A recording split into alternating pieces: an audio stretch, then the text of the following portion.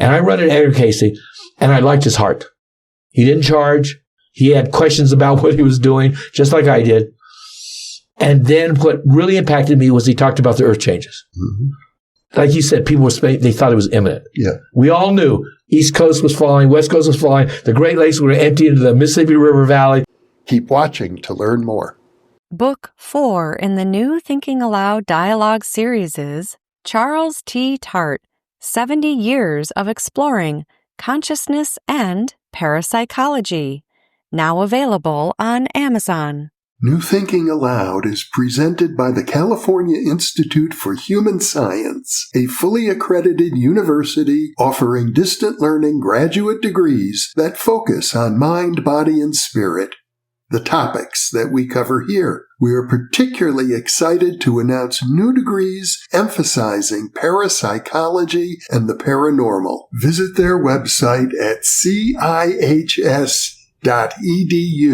You can now download all 8 copies of the New Thinking Aloud magazine for free, or order beautiful printed copies. Go to newthinkingaloud.org.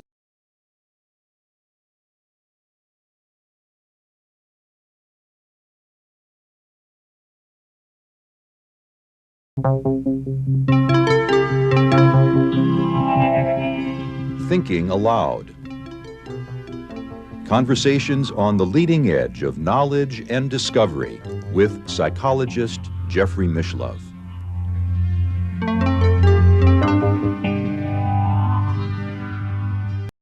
Hello and welcome. I'm Jeffrey Mishlove. Today we're going to talk about earth changes and prophecy. My guest is my old friend, Darryl Robert Schoon, who is a spiritualist minister with the Church of Universality in Tucson, Arizona. Darryl is also the author of many books, including You Can't Always Get What You Want, Light in a Dark Place, The Time of the Vulture, Report to the Select Committee of Intelligence of the House of Representatives, Is God Confused? And The Way to Heaven. Welcome, Darryl. Congratulations again on the ability to send out those titles. Remember your many titles. Yeah, I have to go like that myself. I go, boy, Jeffrey, that's good. Okay. Yeah, that's it. That's one way to introduce me. Yeah. Well, there are many ways to introduce you. There's many ways to introduce anything, any subject, because it's all, everything's a relationship. And so any relationship depends on how it's viewed. Yeah. So, in fact, when we discussed these things, I thought, how am I going to look at it? And that's why when I found so fascinating the thing that brought us together, because I had sent you the book, the pre-publication manuscript of Letter to House Select Committee on Intelligence. Yes. And which talked about a nefarious embezzlement of $500 million leading to events around 9/11. And your response was quite amazing. Your response was, Darryl, this is fascinating. He said, perhaps this could be a subject of a topic on the nature of conspiracy theories. That's a highly evolved relationship to what I had written. Trying to get to a kind of overview. Another level. Right, a metaphysical view. Which is what I want to do now on this topic of earth changes. Now, this is a topic that I have a strong connection with. Why? Because I associate it with my introduction to metaphysics, all right, which happened in the Haight-Ashbury. All right, I'm in law school in 1966, Hastings College of the Law. I'm a political radical at the time.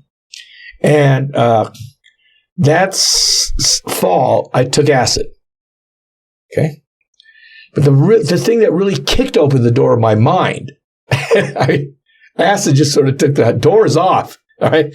But the thing in my mind that kicked open the doors was when Bob the Candlemaker did my astrology chart, all right? Bob the Candlemaker, I find out later, he had been a TA at Berkeley, all right? Many years as a graduate student in Spanish. Yeah, TA is teaching assistant for those who may not know. Yes. And so I meet him in the Haight-Ashbury. He's just one of those people in the Haight-Ashbury. Yeah. And he's known as Bob the Candlemaker to us. We call him Bob the Candlemaker because he made these candles. And they were incredibly Moorish. They're complicated, beautiful candles. And so we talked to him, and Bob said he wanted to do my chart. Bob was really into astrology. I didn't believe astrology, all right? Like a lot of people don't believe in astrology. And most people don't believe astrology, know nothing about it, all right? And I didn't either. But I was going to humor him because we wanted his candles in our store. So Bob said, I need your birth date and where you were born. So I went and got my birth certificate. You had a store at the time. Yes, psychedelic shop on Haight Street. And we were trying to get Bob to put his candles on consignment in our store. This store was so crazy, Jeff, that one day a guy comes by and we're all naked in the store, 1967, on Haight Street, right across from the State Theater. And the guy was selling pipes, hash pipes. And he said, can I show them to you? And we said, well, if you take off your clothes. And he took off his clothes too. And he showed us the hash pipes. All right. This was 1967, Haight Street between Cole and Stanton. We were in the middle of it. Okay. So, he does my chart and he does my wife's chart at the time. And I didn't believe it. I mean, I had no experience with astrology. I just thought it was one of those things in the Sunday section and blah, blah, blah. Well, he hit a bullseye in my relationship with my father. He hit a bullseye in my wife's relationship with what had her mother die. It was like he called it to a T. And now, Jeffrey, my mind couldn't believe it.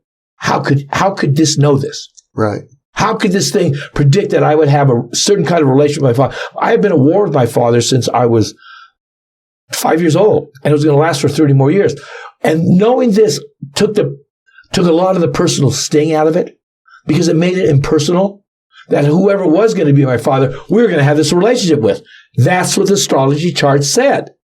All right. So it took a lot of it's him and me. It's the dynamic of who was going to be my father, my relationship in my lifetime. So I leave Bob the Candlemaker's house and I'm stunned. I'm stunned at the implications of the accuracy of these readings. I'm so because now I think, is this true? I mean, how can it be true, Jeffrey, that giving the person when you were born and where you were born, they could extrapolate a plan over your life? I mean, that's right. It defies conventional logic. It defies conventional logic. I love it. You didn't say it defies logic. It defies conventional logic. Well, all logic is based on premises. Absolutely. See, now that's why this is wonderful. All right. Because your use of words is clarifying. And it does defy conventional logic. And I was a victim of conventional logic at the time. My logic has become very unconventional since that period. All right. But at the time, I was still conventionally logical. And I was stunned. So by the time I got home, which was only a few blocks away, I was thinking about it. I thought, if this is true, if astrology is true, what it means is there's a connection between each and every one of us and the universe. Because if I have a chart which is written in the stars and somebody can go to a book and read what those angles of the stars mean and tell me what my life is pretty true, far more than I thought he was going to, that meant I was connected with the universe, with the stars, irrespective of how it got connected, irrespective of how ephemeris worked, irrespective of how the interpretations came out. There was a causal connection. And it was true whether I knew about it or not. Because the day before, I didn't believe this at all. Now I thought, it could be true. So that meant if this were true, each and every one of us was connected to it, to the universe, to the physical universe. The second thing was, where was the free will? That what burned a hole.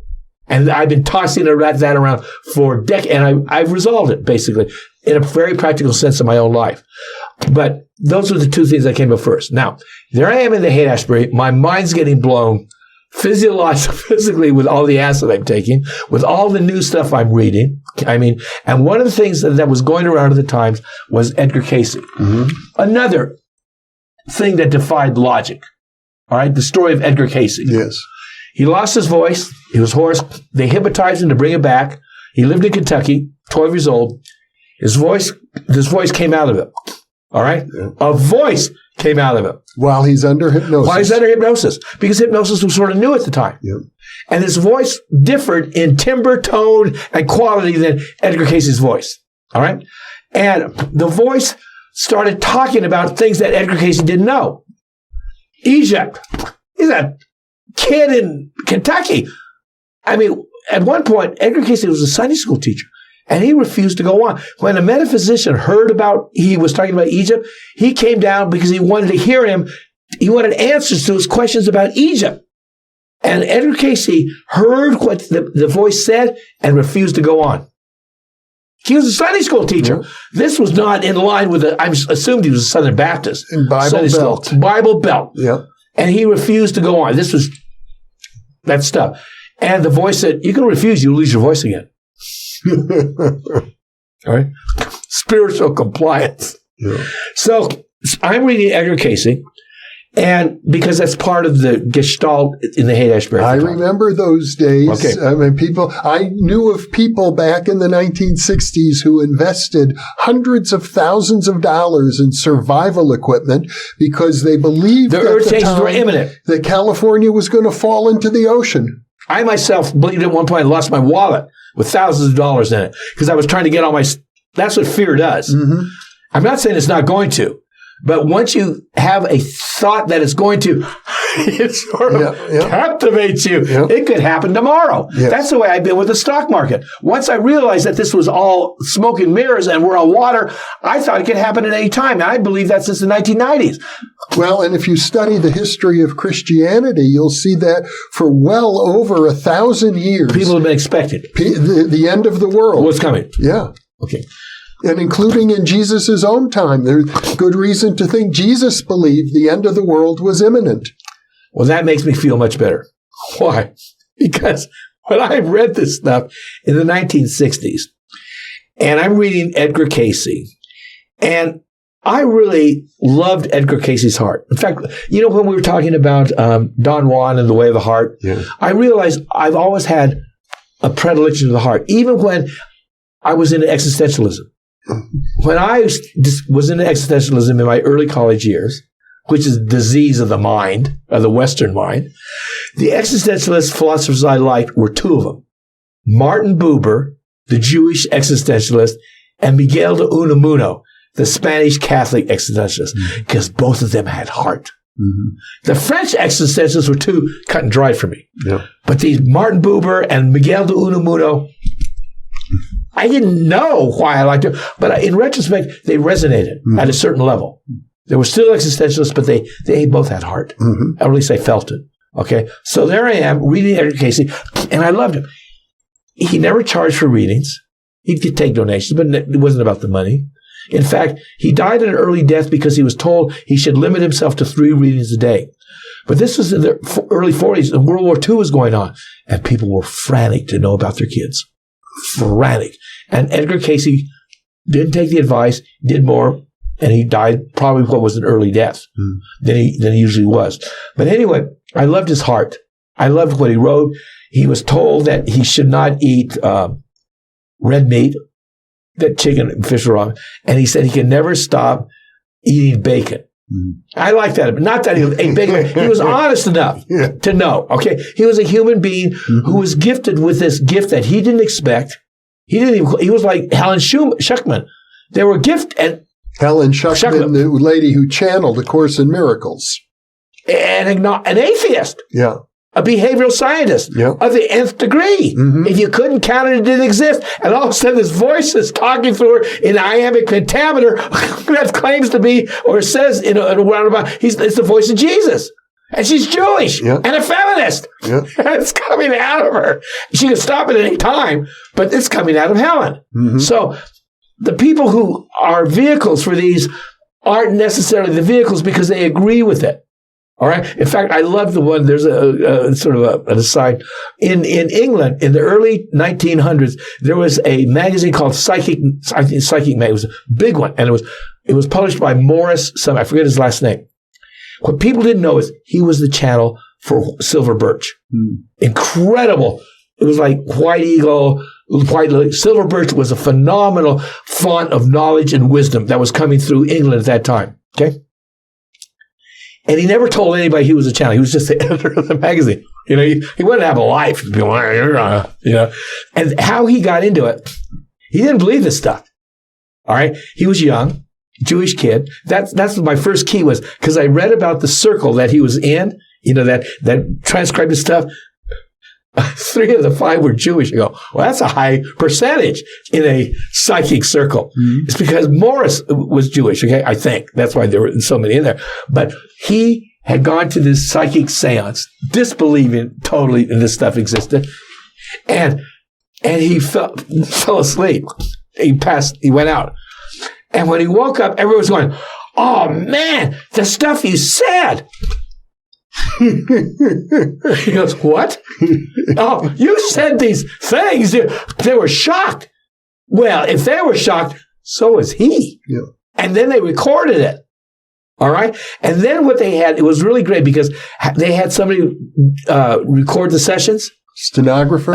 Who was blind. Oh. So he did Braille, and they did it in the dark. Mm. So that was genius. Yeah. So for decades, Morris, whatever, did this. And they said later, his channel, Silver Birch, said they picked him because of his background, because of his ability, and they knew he had no idea he was going to do it. Mm. They knew that Morris didn't believe in it. They knew it. And yet he was the one who was chosen to be the vehicle for this knowledge, like Helen Schuckman was, right? Like Edgar Cayce. Mm-hmm. So there I am, a hippie in my early 20s, taking acid, smoking dope, like all the other hippies, and we're reading Edgar Cayce.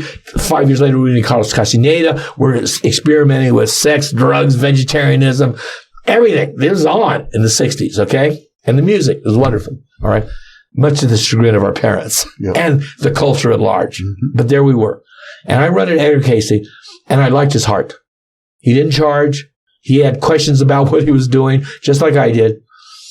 And then what really impacted me was he talked about the earth changes. Mm-hmm. Like you said, people they thought it was imminent. Yeah. We all knew East Coast was falling, West Coast was falling, the Great Lakes were going to empty into the Mississippi River Valley, Japan was going to the ocean. I mean, those of us who were we could recite it.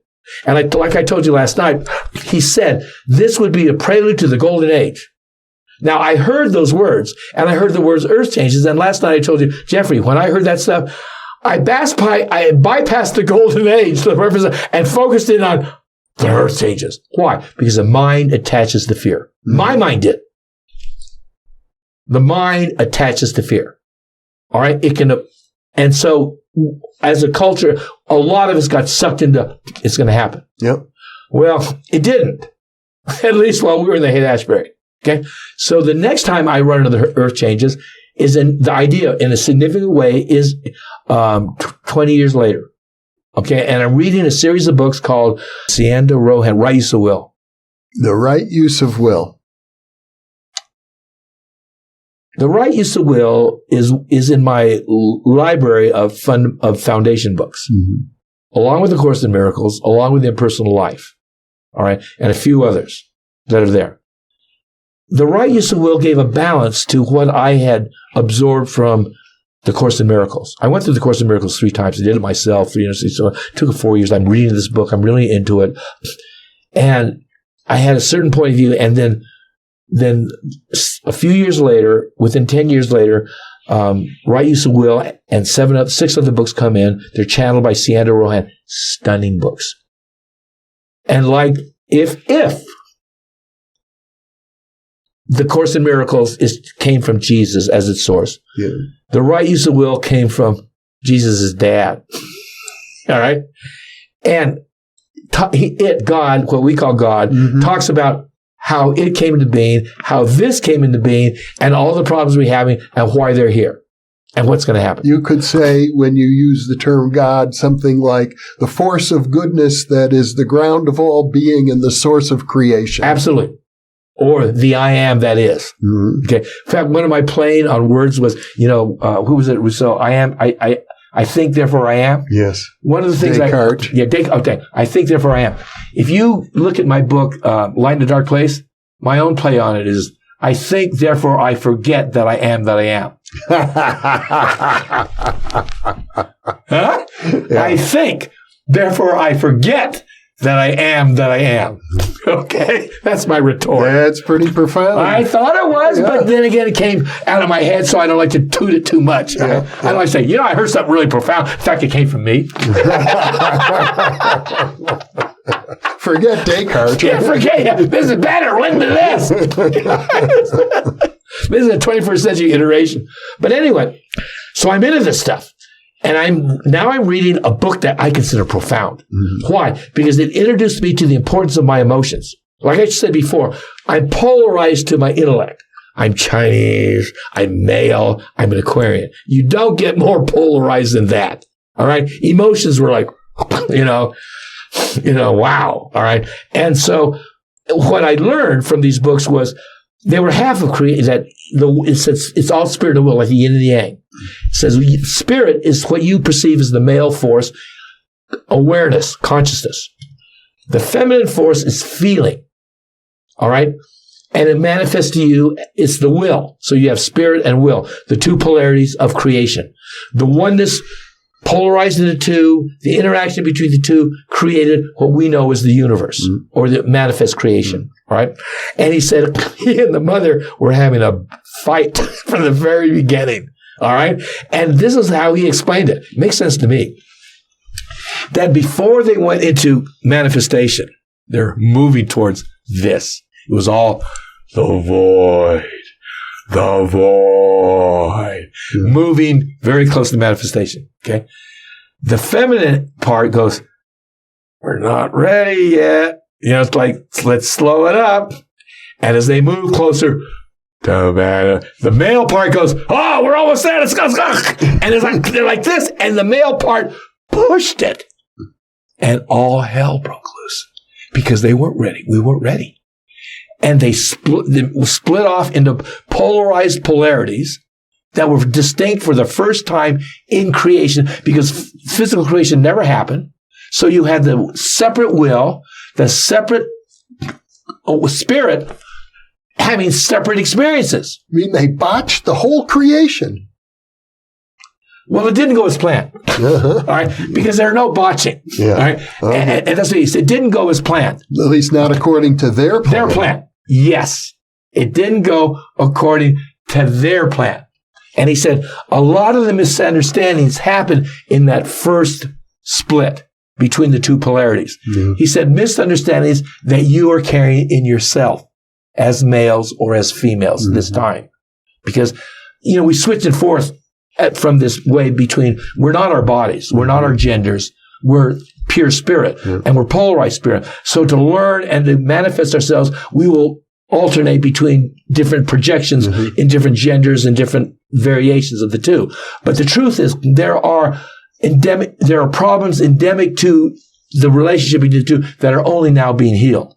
Okay? So that's why these books got my attention, because I was so polarized to thinking, and all of a sudden this area the feeling comes up, goes, Darryl, if you want your life to be working, you better pay attention to this, because you ain't going to make it only this way. You got to make room for your feelings. One of the sayings is, prison was a cage I learned to share with my feelings. Because that's where these books came and taught me. But I'm reading these books, profound, Jeffrey, at the highest level, at the deepest level. And I've already been through the Course in Miracles. So these books are even more profound. Okay, so I'm in a profundity of certain things. And then it says about the earth changes. He says, I am going to bring down the earth changes, God, because the problem with evolution or creation is that the polarities have been holding the feminine energy back in abeyance. He said the spirit energy, the will, is much more evolved. Doesn't mean better, but it's had its run of the place. All right, and it's faster. He said the will creation, the feminine part, is magnetic.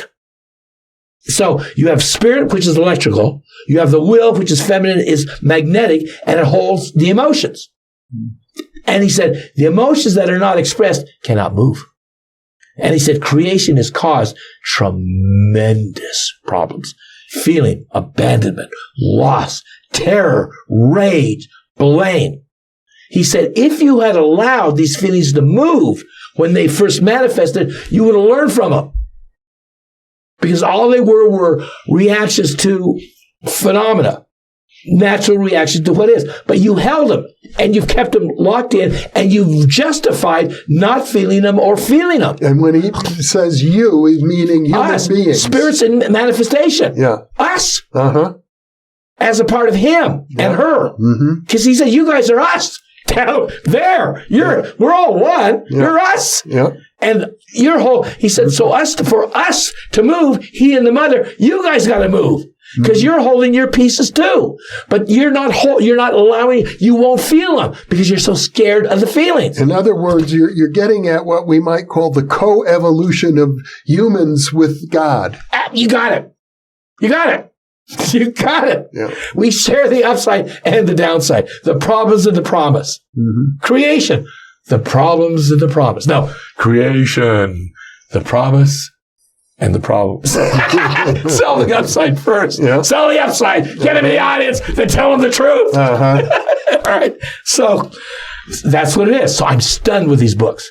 Stunned. All right. In fact, this is how they nailed me to the wall. He goes, you think you explain things with karma, that good things happen because of good karma, bad things happen because of bad karma. He says, the universe is not judgmental. Let me tell you. You're judgmental. The universe isn't. I'm not. Neither is a mother. We're love.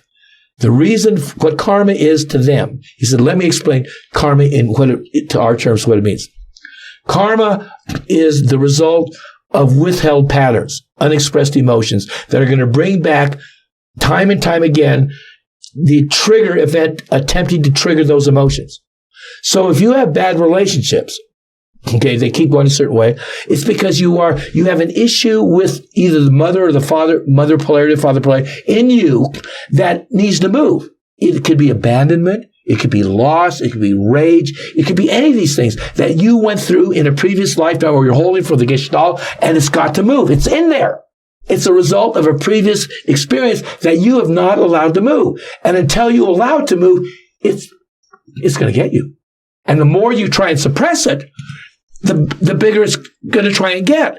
So it said, if you are in a place not to your liking, ask yourself why. So hey, first year in prison. I'm reading this book, fascinated with metaphysics. I'm really reading it. And my big problem was, I hate my boss, or the food in this place is terrible. How do I get, no, why am I in prison? Yeah. So I closed my eyes. This is what it said. Ask yourself why you're in a place not to your liking.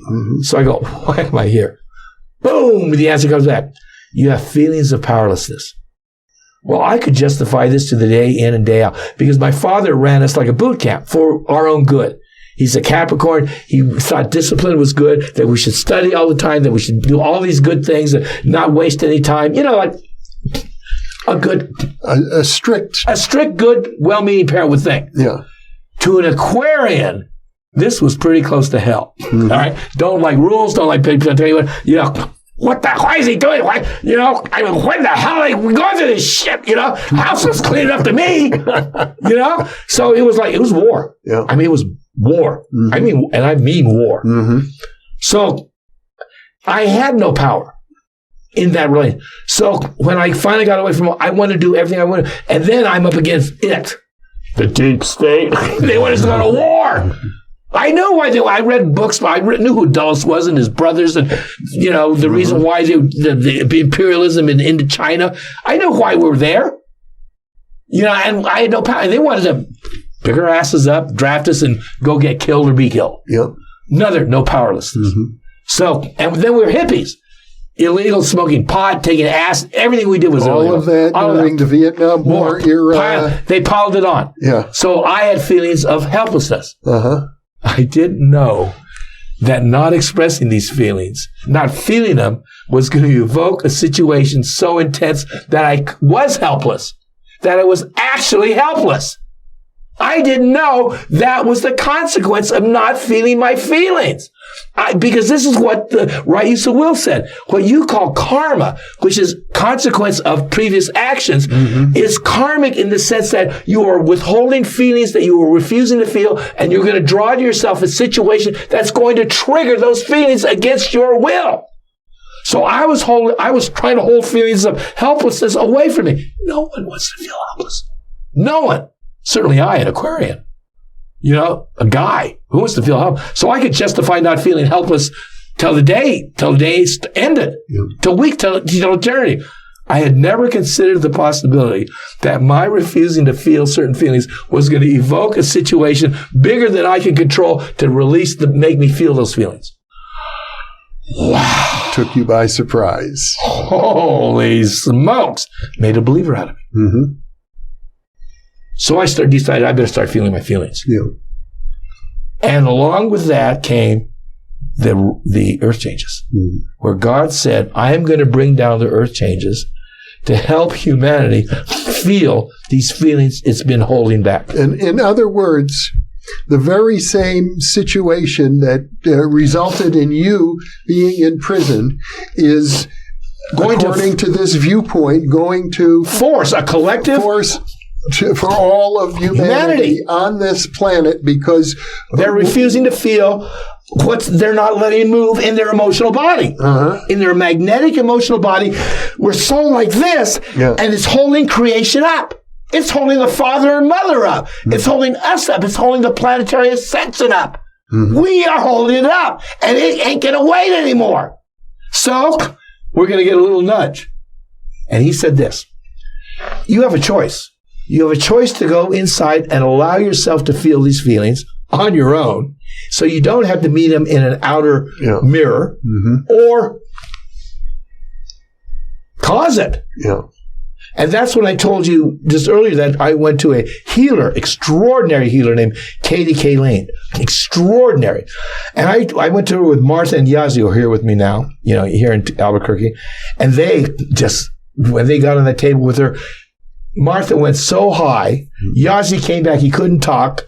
Me, I passed out. Oh, yes. Because I couldn't stay present. Because I was a control freak. Still. I couldn't stay. This is recently. Yeah, last year. I was afraid to go into my emotions. That's what I knew. Even after all you've been through. All that stuff. That's how resistant I am. I know myself. But you have to say this with regard to the planetary changes. People on this planet are largely responsible for what's happening in terms of the global warming that could melt the polar ice caps. And they're still denying it. Their reaction to the crises that face us are like their reaction to the emotions, denial and suppression. And so when I told Katie, I met her, she thought I was just making stuff up. I said, Katie, I got this stuff that doesn't tend to move, all right? And I'm afraid unless because I had heard what you can do, unless it's called gateway healing, it's really high. Okay? I said, unless this works, Katie, I may find myself in the middle of an earthquake. And this you meant it. I told her. I said, unless this seminar helps me, I may find myself in the middle of an earthquake. And just to release it. And she didn't believe it. I kept going out. And then finally the next day, she helped other people, and I got through it. But that's how much I believe why it happens and what it does. So that was the 1980s. All right. There were changes. So then I come to Tucson. And I come to Tucson, which is a hotbed of spiritual thought. I mean, there's so much metaphysical stuff going on in Tucson. It's like the hippie days in San Francisco. I tell people, Tucson changed me just like that San Francisco changed me in the 60s. And they don't understand, because what happened in San Francisco is real infamous. The Grateful Dead, rock and roll, drugs, hippies, sex, drugs, and rock and roll. What's happening in Tucson is not infamous. Summer of love. Spirit of love. Okay? And Tucson is much more low key. It's below, right now it's below the radar. Okay. But it changed me because I was open to all this stuff. But the thing was this. So I come to Tucson and I go to the spiritualist church, Temple of Universality, and Monica Rankin, who's been involved in spiritual, she just passed this year. I mean, she's like a saint in this thing. She's basically supported spiritual. She hands me 2 channelings on the earth changes. As soon as you walk in. As soon as I walk in, basically. Within the first year. Uh-huh. She doesn't know me from Adam. She gives me 2 channelings on the earth changes that came through Dr. Robert Ireland while he's in a trance state, and the entity Dr. Carlos Blair would lecture once a week in Tucson. Since the mid-1980s, for around 15 years, Dr. Robert Ireland, a psychic medium, would go into trance, go out for 30 minutes. The entity, the conscious entity known as Dr. Carlos Blair, would come in and speak with a Scottish accent on all these metaphysical subjects and take questions from the audience. Now, just for historical background, Dr. Robert Ireland, was he one of the founders of the church? No. Robert Ireland is sort of famous in our world. I didn't know. He died. He's the brother of Richard Ireland, who was really famous. Yes, I met Richard Ireland. Oh, you did? Yes. When? Was back in the 1980s. Wow. Yeah. No, it was unimpressive. Okay. But in fact, if anything, it's connected to something of a minor disaster. Okay. But we know them because we have. But Richard Ireland, they're both the children of Margaret Fling, who channeled White Lily. Yeah. I should say to compliment him, Richard Ireland is the one who trained my good friend, who I've interviewed years ago. I haven't interviewed him for a long time. Hope to bring him back, a magnificent trance channeler, Kevin Ryerson. Oh, really? Yes. Okay. All right. So, and in fact, of all the people who are into spiritualism or mediumship, Richard had the deepest connection to esoteric thought. He understood the connection of spiritual phenomena to... He was like a Las Vegas performer. Oh, he did. No, he used to put on shows. Nightclub acts. Yeah, a lot of people didn't like him. Yeah. Because they thought, you shouldn't do that. Yeah. He just wanted to spread the word. Yeah. In fact, if you Google Richard Ireland and Steve Allen, you'll see him on Steve Allen. Sure. And this is the stuff that Hoyt did. Yeah. Blindfold billets. Yeah. Which we've seen a lot of. Yeah. All right? Yeah. This is the phenomenon. Yeah. So anyway, his brother, Bob Ireland, goes into trance every week in Tucson. Around 40 people show up. I'm not there. They're all taped. You can go to Temple of Universality website, and they're taped by Fred Smith. He's got all the tapes. And anyhow, so you have now the transcripts from Bob Ireland. No, really Carlos Blair through Bob Ireland on the earth changes. Okay. So I'm reading them. Wow. He gave 2 talks on the earth changes. In his second talk, one in 1980, one in 1992, he refers back to the 1980 talk. 12 years later, refers back to the 1982 talk on chart. Now, of course, people were asking questions saying, when's this going to happen? Yeah. His answer was, before the year 2000. Now, I'm reading this in 2007, 2008. Yeah. If it happened, I'm in a parallel universe that Hugh Everett postulated while at Princeton School of Physics. Right. And I'm in my universe, it didn't happen.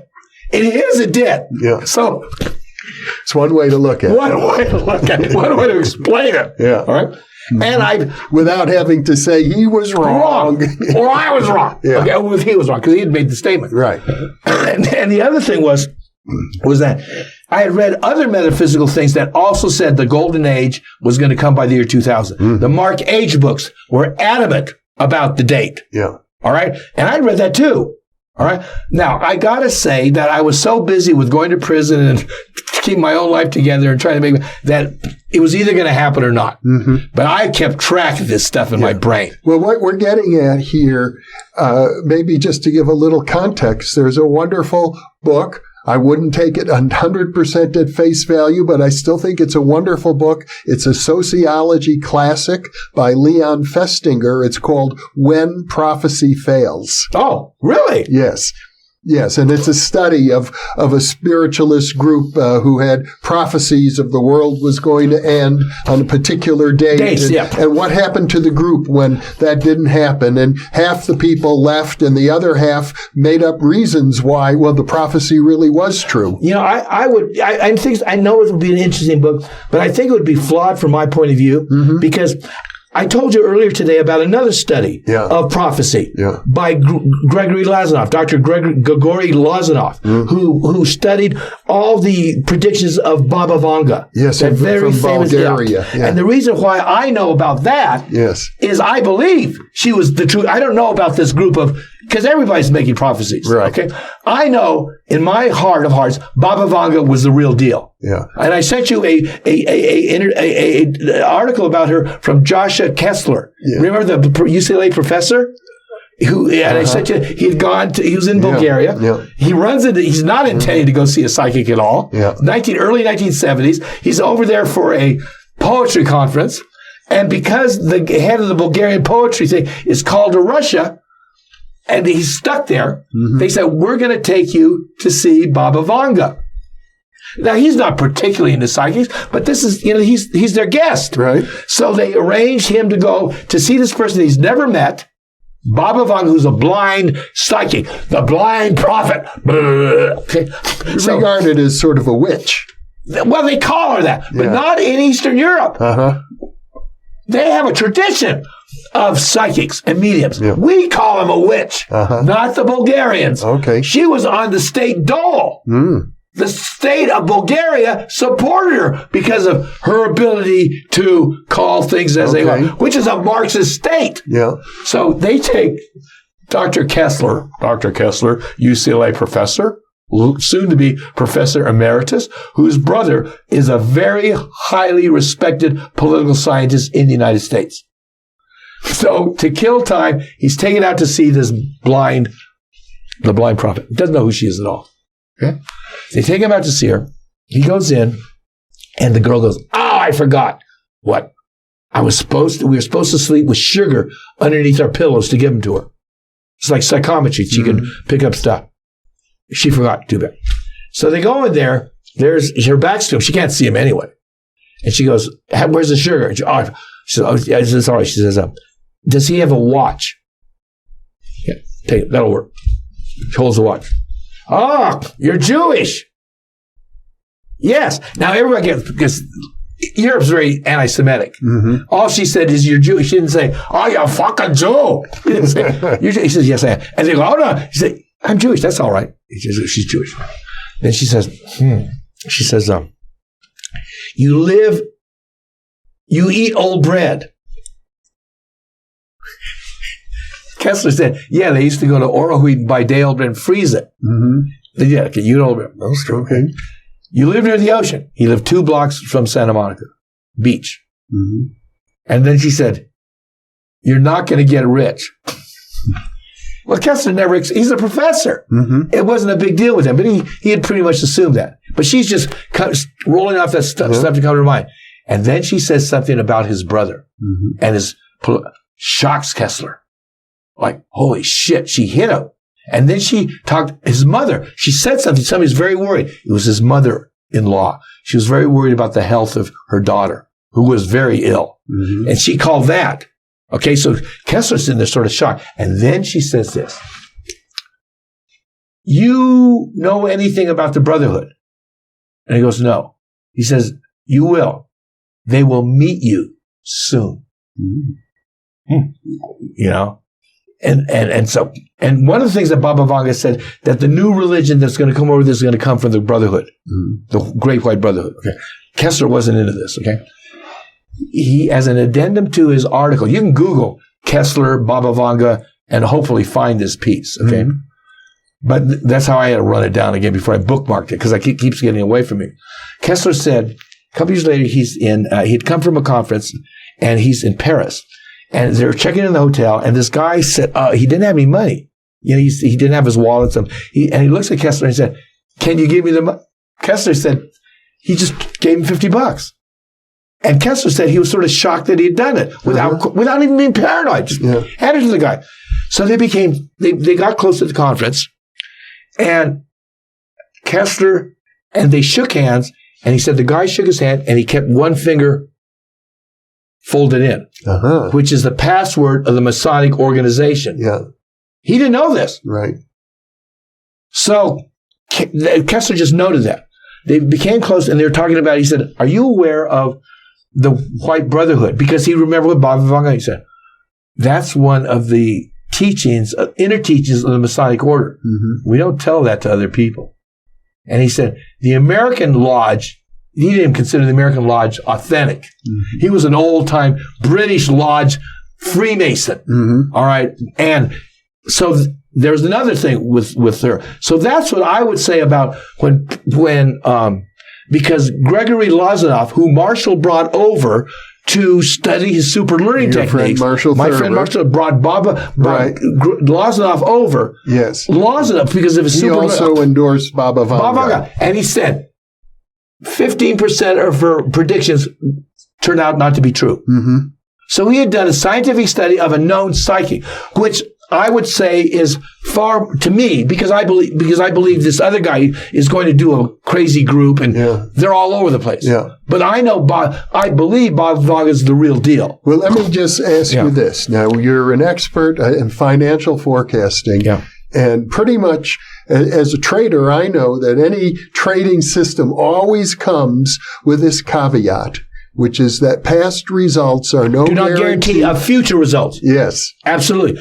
Well, that's good. Okay, now, that's great to bring in a financial caveat to our listening audience. Whatever we're saying here, if you go long on gold, it's the fact that it worked in the past, or long on stocks is not a particular future. It's the same thing. Yeah. Except I believe in this. I believe that the authentic communicators, that the authentic ones who touch the other side, like they're around us now. I mean, and not everything they say is true, is going to come true. In fact, this is what happened with the earth changes. This is what happened with the earth changes. So I read these channelings of Carlos Blair. Yes. In 2007. They haven't happened. Right. All right. And because I'm really glued in there. Well, the second question I asked Hoyt was the earth changes in 2005. And his answer was day by day. That's what he said, day by day. Okay? Wow. And that's true. If you look around, there's slowly things happening a little bit here, a little bit there. If the viewers want to go to my website, www.drshun, which is one of my websites, I post articles twice a week, and the earth changes are part of the deal. Yeah. We're like the frog in the pot of water that's slowly bifurcated. Getting hotter. It's slightly getting hotter, and because it's not hot at once, he doesn't jump out. Yeah. He just goes, this is the way it is, and drowns. Yeah. Okay? This is what we're doing. We're getting used to crises. We're getting inured to radical change. Mm-hmm. We're getting dissociated from what's going on around us. And to political dysfunction. We're just accepting it as part of what's going on. Yeah. We are disconnected from the failure of institutional reform and the need for reform that's going on. The old order is passing.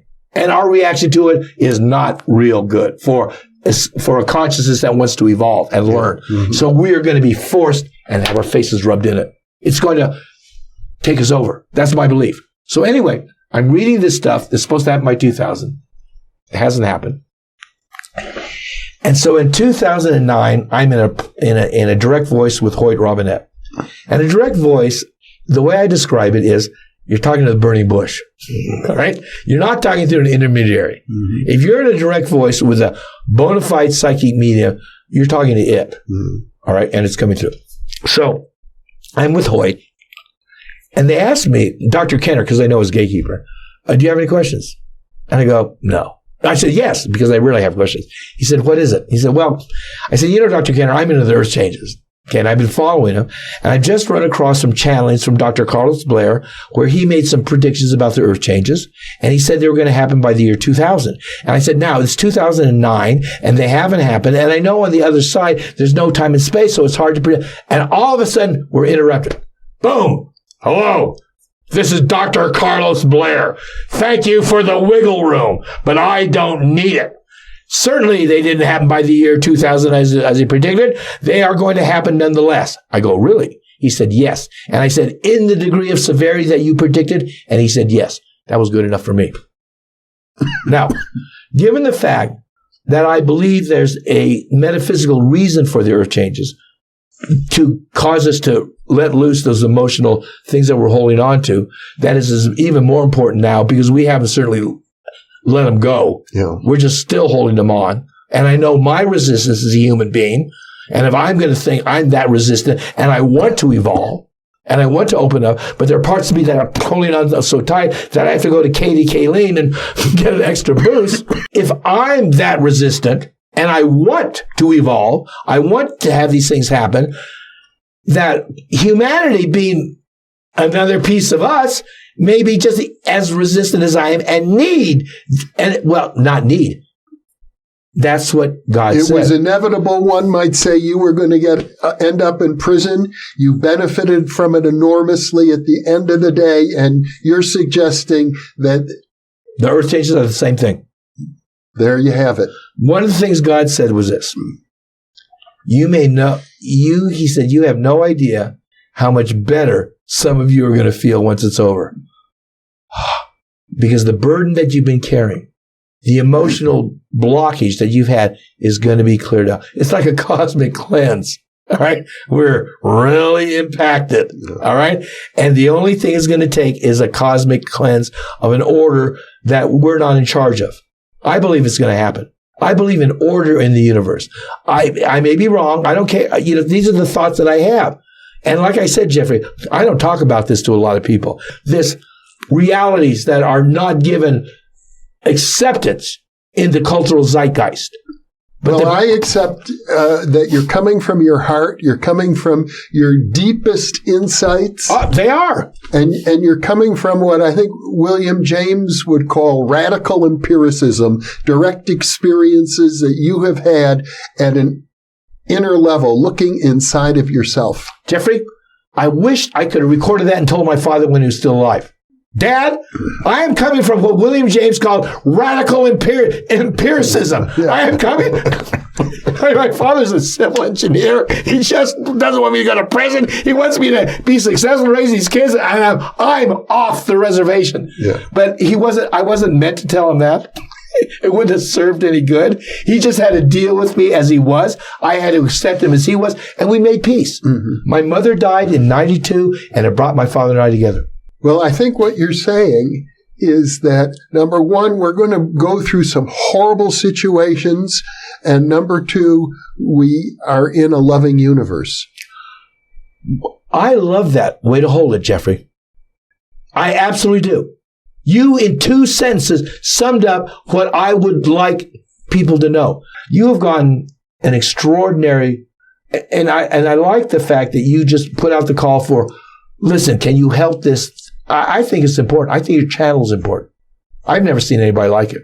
I haven't seen anything like it. It's not left. It's not ideological. It's like, what's new? And the fact that you could see the earth changes in that thing, Jeffrey, is that you deserve every bit of support in these changes that the universe can muster. Because you're not blind to what's going on. You haven't turned away from what's going on. You've been unflinching in what you're looking at, what may be going on, and you've also seen the love that it seems to be repelling this reality. And that takes a lot to see the love that's happening. Thank you, Darryl. Thank you. Well, what a pleasure to be with you. And I know we've just completed our 3rd interview today, but you're going to be with me tomorrow. No, we've got some more to say. And I'm just delighted that you're here. I am honored that we're talking. Yeah. So, that's from the hippie part. And thank you for being with us as well.